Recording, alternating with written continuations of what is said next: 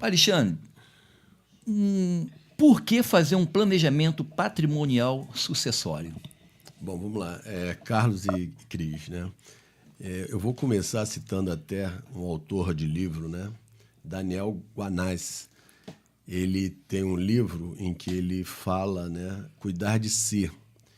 Seria as 6 artes da vida. E dentro dessas 6 artes da vida, tem lá planejar, né? Daniel Guanais, ele é até pastor numa igreja até no Recreio dos Bandeirantes, ele é psicólogo, ele é uma pessoa muito instruída nessa parte de cuidar de si. E o que me chamou a atenção, né, nesse livro dele foi exatamente uma das 6, né, artes da vida, planejar. O que seria planejar? O que seria planejamento patrimonial sucessório? Planejamento patrimonial sucessório seria o patriarca ou a matriarca da família, o fundador da família, ele se antecipar. Quando ele se antecipa fazendo planejamento patrimonial sucessório, ele evita litígios na família, ele evita ações judiciais que posteriormente pode atingir o seu patrimônio. Ele, em vida, ele é o titular desse planejamento, esse planejamento estruturado, organizado. Ele, em vida, ele pode estruturar e organizar esse planejamento. E aí vocês me perguntam, existem outras formas de planejamento patrimonial sucessório? Sim, existem várias formas de planejamento patrimonial sucessório. Por exemplo, o testamento, ele é uma autonomia de vontade do patriarca, do fundador. Mas o testamento, em si só, ele não evita um inventário. Seguro de vida, tem fundadores, patriarcas da família, que faz seguro de vida, vitalício, né? Gastam um dinheiro considerável para fazer um seguro de vida caso ele venha a falecer e esses herdeiros tenham receber o dinheiro para poder custear o inventário, que daqui a pouco eu vou falar do inventário, né? Alguns problemas do inventário.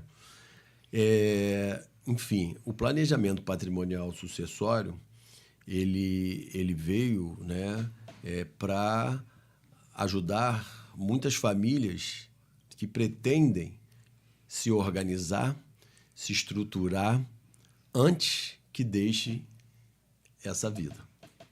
Até para não chegar naquele grande dia, né? Não ter aquela briga de família, esse é meu, esse é meu, esse é meu. Então, isso é para uma prevenção, na verdade, né? Prevenir esses constrangimentos. Fora isso, né? No desenrolar aqui do podcast, vocês vão ver que o inventário ele é muito mais custoso. Sim. Então, você fazer um planejamento patrimonial sucessório bem estruturado, ele, na parte até tributária, ele vai ser mais vantajoso para esse patriarca em vida, esse fundador, né? Fazer esse planejamento patrimonial sucessório. Poxa, muito legal, né? E Cris, aproveitando, doutor, então, assim, quais são os principais problemas, né, que tem com o inventário? Que está nesse caminho aí. O inventário, né? Eu até, antes de responder essa pergunta, né, que é uma excelente pergunta, eu já queria colocar aqui para os ouvintes que o planejamento patrimonial sucessório ele não é só para advogados, contadores que estão assistindo. Esse podcast aqui ele é muito importante para empresários e para os herdeiros desses empresários, para juntamente na família, né, mostrar as vantagens de se fazer um planejamento patrimonial sucessório em vida, né? Então, na tua pergunta, quais são os principais problemas do inventário? Você já colocou na sua fala, no inicial, alguns. O inventário, por ser muito demorado, eu estou falando inventário judicial, eu não estou falando inventário extrajudicial, não. Estou falando inventário judicial em que o patriarca da família, né, ele vem a deixar esse mundo e automaticamente a família tem que fazer o inventário. O inventário, ele é custoso, tá? O inventário, por ser demorado, acaba gerando conflitos entre os herdeiros. E o inventário, às vezes, por ser demorado, dependendo do patrimônio desse patriarca, né, dessa matriarca da família, pode sofrer ações judiciais no meio do caminho. Porque ele não tem proteção, ele não está protegido, esse patrimônio. Sim. Né? Então, além de ser custoso, demorado, né, no planejamento patrimonial sucessório, o patriarca ele decide quando, como e quando ele vai fazer o planejamento, vai deixar como e da maneira o que ele quer. Ele é o titular. O inventário, ele já não está mais aqui. Ele já não estando mais aqui, a gente vê, logicamente, não é toda a família, mas pela experiência minha na advocacia, ele gera muito conflitos, né? Ele gera muitos conflitos. E isso aí acaba atrapalhando um pouco aquela família. Então, o pai e a mãe, quando deixa essa vida, ele quer ser lembrado das coisas boas. E, muitas vezes, o inventário, ele deixa marcas em algumas famílias, né? Então, por isso que, quando da tua pergunta, quais são os principais problemas, é isso. O inventário é custoso, ele é bem demorado, né? O patriarca já não está mais aqui, ele não decide. Então, acaba gerando alguns problemas, né? Porque quando ele falece, já não é respeitada a vontade do titular. Se ele está em vida, é respeitada a vontade, sim, do titular. E muitas das vezes tem família que até no próprio sepultamento já começa ali o conflito ali. Já começa a briga. Já começa a gente tem ali. esse exemplo também em novelas. Sim. Passa novela que a gente já vê muito isso aí, ó. Novela que aparece aí, né, no canal desses aí, que a gente já vimos muito. Recentemente, foi a novela Renascer, né? O ator, esqueci o nome agora do ator, né? Eu sei que esse ator ele é até vascaíno, mas esqueci o nome Marcos dele. Palmeira? Marcos Palmeira. Marcos Palmeira. Ele fez não sei, Jorge Flores. Tinha um nome na novela, Renascer. Foi um coronel, né? Coronel. Na época, todo mundo era coronel. Não sei se era Florencio, alguma coisa. Ele fala no meio da novela da Globo, né? Reúne os filhos e ele fala, olha só, decidi colocar todos os meus bens numa holding. Aí ele fala assim na novela, Kika, que era advogada que estava na mesa do jantar, explica aí o que é aquela holding. E os filhos, mas para quê, pai? O senhor vai morrer? Aí ele, aquele jeito dele bronco, eu posso deixar essa vida. Esse tema, ele é novidade. Eu falei, ok, ele é novidade, a holding, mas ele não é um tema novo. A holding patrimonial, a holding familiar, ela já existe há muitos anos. Tá? Com o mesmo nome, que às vezes acontece isso, as pessoas mudam o nome, né? Para o mesmo nome. Ela já existe, né? Eu posso ter mais à frente, né? Já entrando agora no tema, né? Vamos dizer assim, holding, né? Embora eu quero até falar um pouco da parte do testamento, né? Que eu falei como sendo um dos... Eu falei do inventário, agora eu vou falar um pouco do testamento, como sendo uma das formas de planejamento sucessório, declaração de boa vontade do fundador. Mas, aproveitando, alguns famosos já fizeram hold, né? Eu falei agora da novela, mas o Roberto Marinho, antes de falecer, ele fez uma hold. Ele economizou 2 bilhões de reais se ele fosse fazer o inventário. Antônio Hermílio de Moraes, ele fez uma hold familiar. Ele economizou 1 bilhão e 200. O dono do Banco Safra, Silvio Santos, fez uma hold familiar Quando ele faleceu, já estava tudo estabelecido.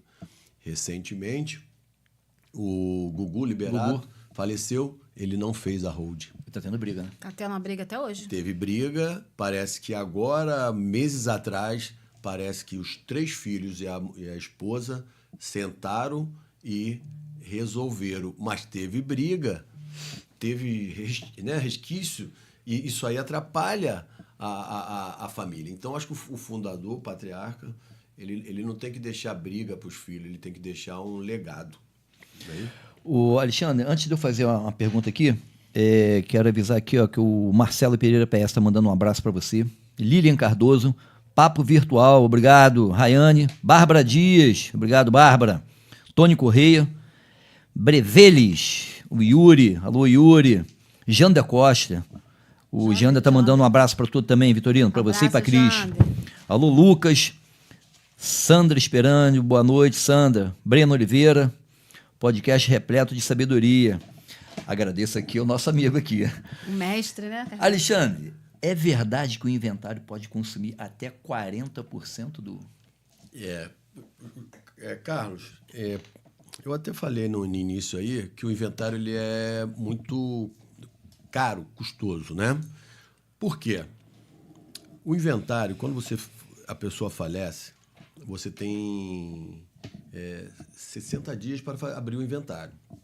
Se não paga 10% de multa, depois, se eu não me engano, se passar mais 180 dias, é 20% de multa. Então, se o patriarca da família vem a falecer, os herdeiros, né, eles têm que acelerar, né, seja os herdeiros necessários, né, ascendentes, descendentes, cônjuges, né, o que está ali na linha hereditária.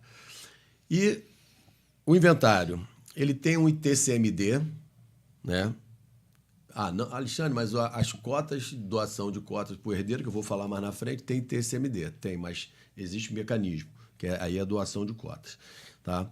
Mas o inventário tem o TCMD, que é o imposto de transmissão, né, de causa-mortes, e que ele, aqui no Rio de Janeiro ele vai de 4% a 8%.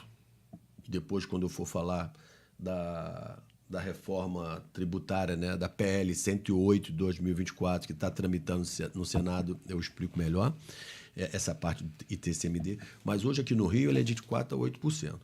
Então, vamos supor que... Eu gosto muito de dar exemplo, isso aí já vem da parte de docente como professor. Né? E teve um caso concreto, e esse caso concreto eu falei na palestra da OAB. Pai e a mãe sofrem um acidente, não vou falar aqui o nome, embora a maioria não conheça, tá? Sofre um acidente e vem a falecer. E tinha um filho lá chamado Rafael, com um apartamento na Barra, um apartamento de 1,5 milhão. Tá?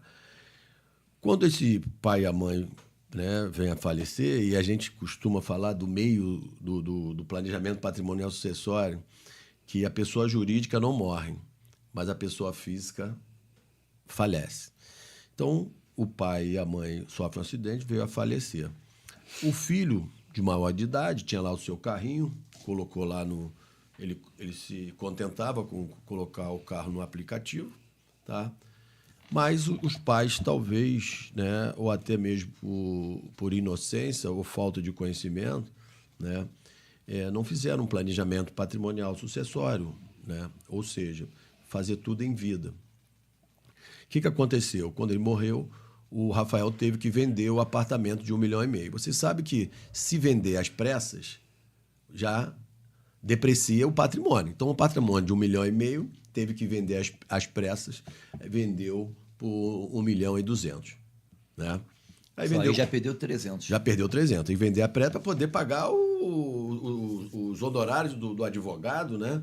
Pela OAB, um advogado cobra 6% a 8% do quinhão, né? Do patrimônio. E aí tem que pagar o TCMD em cima de 1,5 milhão, pela tabela do Estado, né? Já consumiu 240 mil de TCMD, já diminuiu o patrimônio porque teve que vender barato. Quando foi ver, na realidade, ele de um imóvel que ele tinha 1,5 milhão, ele ficou com, sei lá, 900 mil na mão. Então, essa pergunta sua, Carlos, que é verdade que o inventário pode, sim, de consumir, né, 40% do patrimônio, sim. Porque o inventário, quando a pessoa falece, vai abrir o inventário, além do ITCMD, tem despesas cartorárias, né, certidões, advogados que cobram, acabei de falar, pela tabela da OAB. Isso aí depende muito, isso aí não é uma regra, né? Tem advogados que cobram 10%, outros cobram 6%, ou cada um cobra de uma maneira, mas que sim, é verdade que tem uma redução sim, de 40% do patrimônio.